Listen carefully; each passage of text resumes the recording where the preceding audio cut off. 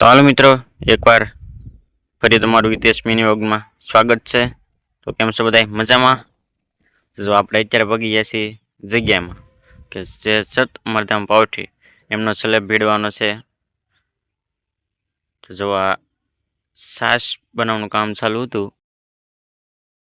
આપણે છાશ વેચાતી નહોતી લાવવાની, ઘેરે બનાવવાની હતી, એટલે ઘેરે એટલે કે જગ્યામાં એમ। જો આમ દૂધ સવારે મેળવી દીધું હતું।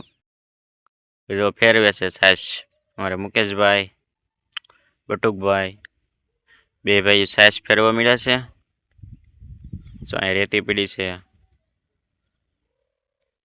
સ્લેબ કાલે ભીડવાનો હતો, તો આજ તો બધી તૈયારી કરવી પડે। જો પછી આપણે સવારમાં પહોંચી ગયા બીજા દિવસે તળાજા, કારણ કે અહીંયા ફરમું ખાવાના હતા મંડળના, એટલે આપણે એને લેવા ગયા હતા। પછી પાછા આપણે સવારમાં પાછા નાહી ધોઈને કમ્પ્લીટ થઈને ભાઈ એવા જગ્યામાં। તો જો પહેલાં આપણે દેગ બનાવવાની હતી। જો અહીંયા સ્લેબ ભીડવાનો છે, તો એકવાર અવશ્ય મુલાકાત કરજો સત અમરધામ પાવઠીની।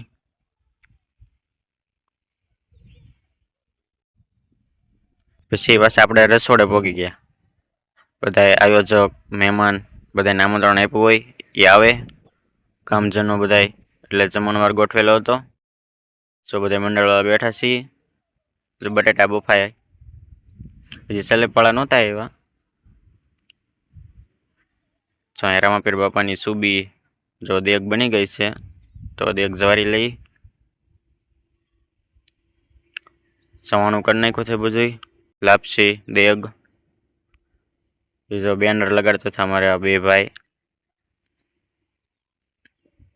તો સિમેન્ટ ને 9 વાગી ગયા હતા, તોય પણ જે સ્લેબ ભીડવાળા નહોતા આવ્યા।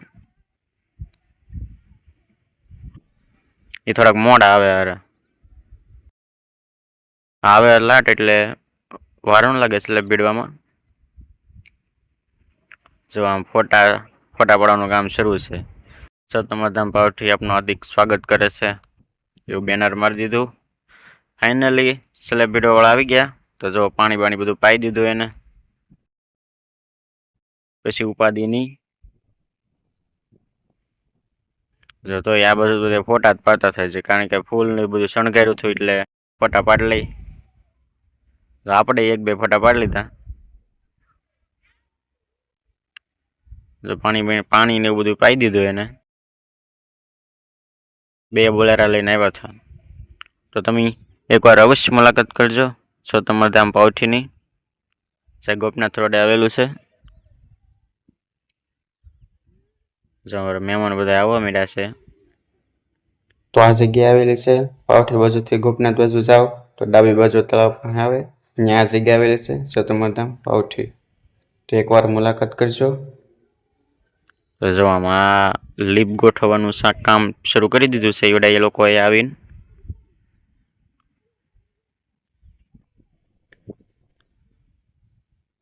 તો એક આ છે ને ખમે બોલેરો પીડ્યો છે, આવી રીતનું બધું હતું કંઈક।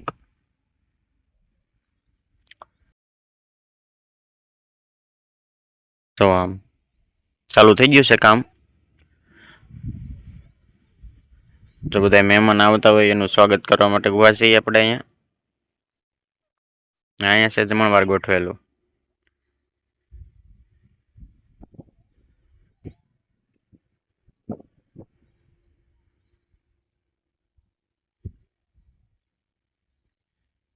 મનબુંધીના લોકો હોય એનું આચાર્ય સ્થાન બનવાનું છે અહીંયા। જે પોપટભાઈ સોશિયલ મીડિયા તરીકે નામ ઓળખાય છે, અહીંયા ઓલું કરે છે એવી રીતના। તો એકવાર અવશ્ય મુલાકાત કરજો। તો હું તમને આગળના વિડીયોમાં જમણવારનું